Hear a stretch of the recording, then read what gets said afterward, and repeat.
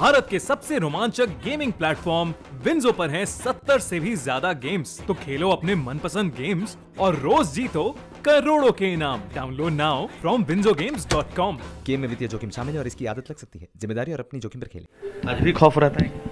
खौफ की बात नहीं है, जब जिस राह पे चले हैं तो अब डरने की ज़रूरत नहीं है। लेकिन किसी के साथ ऐसा ना हो, ये सरकार से मैं अनुरोध करूँगा। और मैं मेरी टीम जब थी उस समय, उसके खिलाफ जो हो रहा है उसको देखें। लेकिन ये दर्द रहता है। मुझे याद है माननीय मोदी जी से मेरे मुलाकात 2013 में हुई थी। योगी जी के बाद पहले ये नेता थे जिन्होंने मुझसे पूछा कि शैलेंद्र तुम परिवार कैसे पालते हो। योगी सरकार ने 2004 में बनारस में एसटीएफ यूनिट के हेड रहे डिप्टी एसपी शैलेंद्र सिंह पर से जो मुकदमा था उसे वापस ले लिया है। दरअसल ये एलएमजी का एक मुकदमा था, लाइट मशीन गन बरामद किया था डिप्टी एसपी ने उस वक्त, और कहा यह जा रहा था कि ये मुख्तार अंसारी का एलएमजी था। उस मामले में उन्होंने पोटा भी लगाया था, लेकिन इन्हें नौकरी छोड़नी पड़ी थी क्योंकि राजनीतिक दबाव था। हमारे साथ खुद शैलेंद्र सिंह हैं। शैलेंद्र जी, आज तक में स्वागत है। ये बताइए कि आपको नौकरी छोड़नी पड़ी, और सिर्फ इसलिए छोड़नी पड़ी क्योंकि ये मामला मुख्तार अंसारी से जुड़ा था और आपने पकड़ा था, आपने पोटा लगाया था? बिल्कुल आप सही कह रहे हैं। ये जब रिकवरी की थी मैंने लाइट मशीन गन की, तो गवर्नमेंट के परमिशन से ही रिकवरी की थी, क्योंकि सब रिकॉर्डिंग जो होती है उस समय बिना शासन की अनुमति के नहीं सुन सकते आप। तो शासन की अनुमति से ये सुना जा रहा था। और उसके बाद जब रिकवरी हुई तो सबने मुझे बधाई दी, लेकिन तब तक लोगों को मालूम नहीं था कि ये पोटा लगा हुआ है, क्योंकि सिंपल आर्म्स एक्ट में रिकवरी इन लोग समझ रहे थे, जिसमें कि जिसके पास रिकवर होता है वो दोषी होता है। तो मुख्तार बच रहे थे, लेकिन पोटा एग्जिस्ट करता था। तो शाम को जब इन लोग को पता चला, सरकार को और शासन में बैठे लोगों को, कि पोटा लग गया है और पोटा लगने में जो बात करता है वो भी दोषी हो जाता है, तो मुख्तार इस दोषी हो जा रहे थे। अब उस समय गवर्नमेंट में इन्होंने जो भी अपना बनाया हो, मुख्तार ने दबाव, तो तत्काल ये फिर बात हुई कि इसको आप वापस लीजिए केस को। तो हमने कहा सर एफआईआर दर्ज हो गई, वापस कोई कैसे ले सकता है। तो फिर बात करके वापस फिर लोग कहे कि नहीं ठीक है आप नहीं ले सकते हैं, लेकिन अब इसका नाम मत लीजिए। अब जब आपके पास आईओ दूसरा इसका इन्वेस्टिगेशन करेगा तो नाम मत लीजिए मुख्तार का। तो हमने कहा साहब मैं वादी बन के उसका नाम लिखाया हूँ, एफआईआर में दर्ज है, अब मैं अपने ही बयान से पलट जाऊँगा तो ये संभव नहीं है। तो उसके बाद फिर तमाम बातें हुई। एसटीएफ का है वहाँ क्लोज कर दिया गया, मुझे बना यहाँ लखनऊ बुला लिया गया। तमाम तरह से प्रताड़ित करने लगे लोग, अधिकारी भी कहने लगे आपसे बहुत नाराज़ हैं। मुलायम सिंह मुख्यमंत्री थे। तो मैंने कहा ठीक है आप नंबर दे दीजिए, मैं बात कर लूँ, अगर वो बात करना चाहें तो मैं एक्सप्लेन कर दूँ चीज़ों को, कोई भी अधिकारी इसको वापस नहीं ले सकता। तो क्या नहीं आपका नाम लेते हुए चढ़ जा रहे हैं, आपको ज़रूरत नहीं है बात करने की। तो हमने कहा ठीक है आप लोग जैसा हो समझिए। तो उसके बाद फिर लास्ट में देखा जब बहुत स्थिति ख़राब हो गई, तो मुझे फिर 11 फरवरी को मैंने पहला रेजिग्नेशन भेजा। और मैंने ये लिखा रेजिग्नेशन में कि अब राजनीति का इतना अपराधीकरण हो गया कि अपराधी बैठ के डिसीजन ले रहे हैं कि हम लोग को क्या करना है, तो ऐसे अच्छा है कि हम अपनी सर्विस ही छोड़ दें। तो उस पर फिर मैंने रेजिग्नेशन भेजा था। तो पहला दूसरा रेजिग्नेशन क्यों देना? पहला इसलिए कि मुलायम सिंह तत्काल ये कहने लगे कि ये जानबूझ के कंडीशनल रेजिग्नेशन लिखा है कि राजनीति का अपराधीकरण हो गया, जिससे ये स्वीकार ना हो। तो और ये हाईलाइट होने के लिए सब करना चाहता है, नेतागिरी कर रहा है। तो हमने कहा देखिए मैं अब आप लोग के साथ इस तरह की अगर सरकारें चल रही हैं तो हमें काम ही नहीं करना है। फिर मैंने दूसरा रेजिग्नेशन 10 दिन बाद भेज दिया कि आप जैसे चाहो एक्सेप्ट कर लो, लेकिन अब आप लोगों के साथ मुझे काम नहीं करना है। इस तरह से। लेकिन ये बताइए कि मुख्तार अंसारी का एलएमजी में क्या सीधा कनेक्शन था? जब आपको घटनाएं क्या होगी, लखनऊ में कैंट थाने में ही कृष्णानंद तब जीवित थे और मुख्तार के बीच में क्रॉस फायरिंग हुई थी। ये 2003 की ही बात है।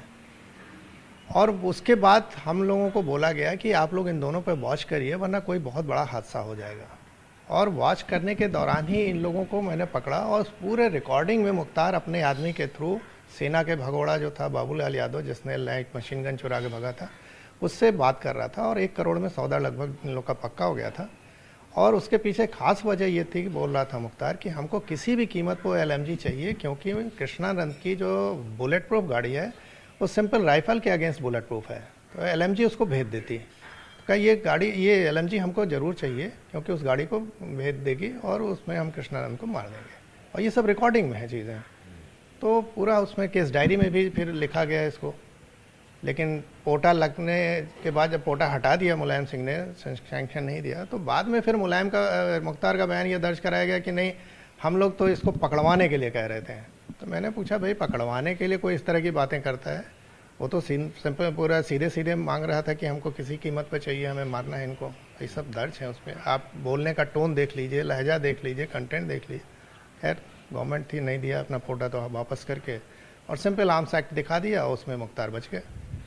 तो ये उस दिन क्या हुआ था? क्या सारे अधिकारियों पर एक साथ कार्रवाई हो गई थी और आप लोग किस तरीके से प्रताड़ित किए गए? क्या आज भी लोग इसकी प्रताड़ना झेल रहे हैं? जी जी, आपको समझिए इसकी गंभीरता कि मुलायम सिंह कितना नाराज थे। रातों रात बनारस रेंज जोन के जो आईजी थे उनका ट्रांसफ़र हुआ, डीआईजी रेंज का ट्रांसफ़र हुआ, एसएसपी एसटीएफ का ट्रांसफ़र रात में ही हो गया। 25/26 की रात मैंने पकड़ा और 26 को शाम तक ये हाईलाइट हुआ और 26/27 की रात में इन लोगों को रात में ही हटा दिया गया। तो आप समझ सकते हैं कितनी गंभीरता से इन लोगों ने लिया था कि किसी भी कीमत पर हमको ये केस ख़त्म करना है।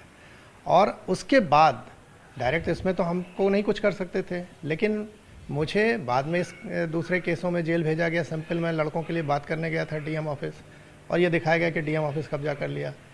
यहाँ तक कि जो अजय चतुर्वेदी मेरा इंस्पेक्टर था उसको मैंने भेजा था कि इसको दर्ज कराओ वादी के रूप में मेरा, उसको जांच उस समय बैठाए थे और अभी तक जांच चल रही थी। जब रिटायर हो गया तो अभी 10 दिन पहले उसके खिलाफ एफआईआर दर्ज हुई। ये माननीय योगी जी से, मैं मुख्यमंत्री जी से अपील करूँगा कि देखा जाए कि इस तरह के अधिकारी अभी भी बैठे हैं जिनकी मानसिकता एक पार्टी के एजेंट के रूप में काम करने की है और अभी तक हम लोगों को परेशान किया जा रहा है। आपकी टीम के सदस्य पर इस सरकार में भी जांच बैठाई गई है या इस सरकार में भी उन पर कार्रवाई की गई? जांच इस सरकार में नहीं बैठाई गई, पुराना केस खोल के, और वो अधिकारी उस मानसिकता के उन लोगों के पार्टी वाले हैं।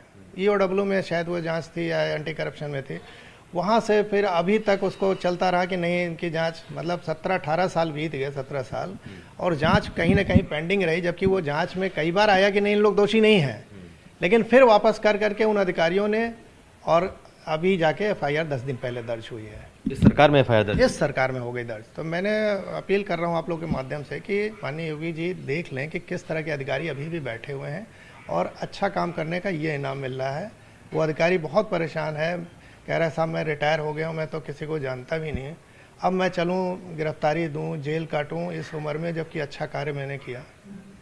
तो ये बताइए कि आपके साथ ये जो जितनी प्रताड़ना हुई, क्या इस वजह से आपने नौकरी छोड़ दी? आप उसको नहीं लड़ पाए, सिस्टम से आप नहीं लड़ पाए, पॉलिटिकल जो व्यवस्था थी उससे आप नहीं लड़ पाए? बिल्कुल आप सही कह रहे हैं। देखिए सिस्टम से एक अकेला अधिकारी नहीं लड़ सकता है।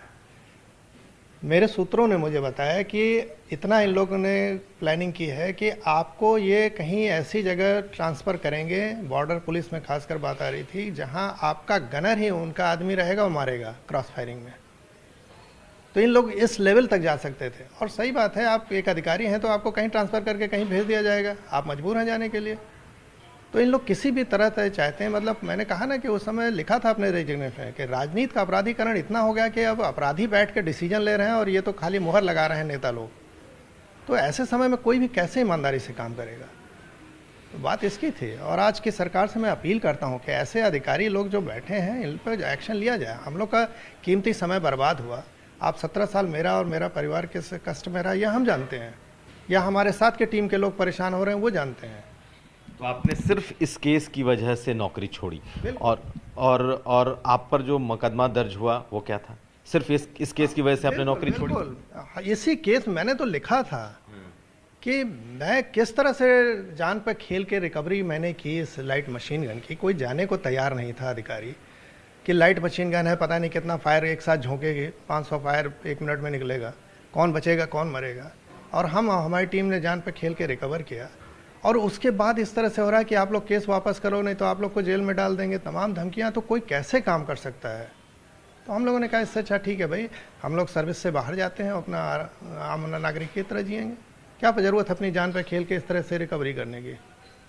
तो मैंने दिखाया, मैंने रेजिग्नेशन के माध्यम से ये दिखाया, पब्लिक के बीच में लाया कि देखिए आज के आपके नेता चुने हुए किस तरह से काम करते हैं, ये देख लीजिए। आप ही लोग चुनते हैं नेता को, तो इसलिए दोषी कौन हो रहा है ये देखने की बात है। ये घटना याद आते ही आज भी आप भावुक लग रहे हैं। बिल्कुल स्वाभाविक है कि 17 साल हम लोग का कीमती समय जब बर्बाद होता है ना, कोई नहीं पूछता है। किस परिस्थिति में हम लोग जीते।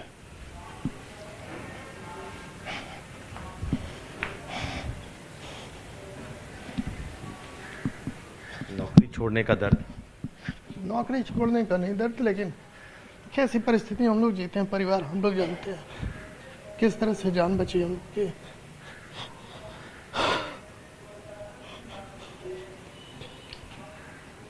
आज भी खौफ रहता है? खौफ की बात नहीं है, जब जिस राह पे चले हैं तो अब डरने की ज़रूरत नहीं है।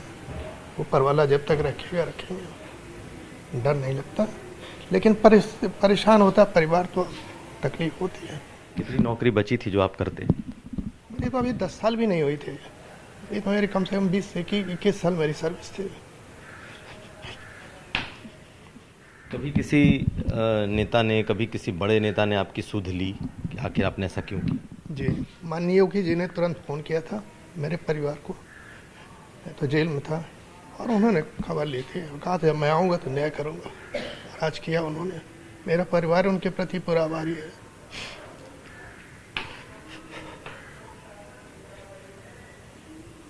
लेकिन किसी के साथ ऐसा ना हो, ये सरकार से मैं अनुरोध करूँगा, और मैं मेरी टीम जब थी उस समय, उसके खिलाफ जो हो रहा है उसको देखें, क्योंकि बहुत परेशानी होती है कोर्ट कचहरी दौड़ने। मैं आज तक, आप सोचिए, मेरे इतने पंगे थे, मेरे पास इस मुकदमे की वजह से आर्म्स लाइसेंस नहीं मैं बनवा सका, मेरे पास पासपोर्ट नहीं कि मैं कहीं जा सकूं। किस परिस्थिति में आप इतने बड़े बड़े पंगे लेके अकेले घूम रहे हैं बिना सुरक्षा के? कोई सुरक्षा नहीं, आप देखते हैं। और दर्द इस बात का भी रहा होगा कि आप पूरी नौकरी नहीं कर पाए, जिसके लिए आप... सही है भाई, परिवार कोई भी जब सर्विस में आता है, अच्छी खासी सर्विस में, तो वो चाहता है कि हम ठीक से काम करें। एक परिवार भी रहता है, अच्छी नौकरी थी +1 की, तो एक दर्द तो रहता ही है, लेकिन ठीक है, अब काम करना है, रहना है, जो भी हो अपनी था तकदीर में, लेकिन ये दर्द रहता है। मुझे याद है माननीय मोदी जी से मेरे मुलाकात 2013 में हुई थी। योगी जी के बाद पहले ये नेता थे जिन्होंने मुझसे पूछा कि शैलेंद्र तुम परिवार कैसे पालते हो।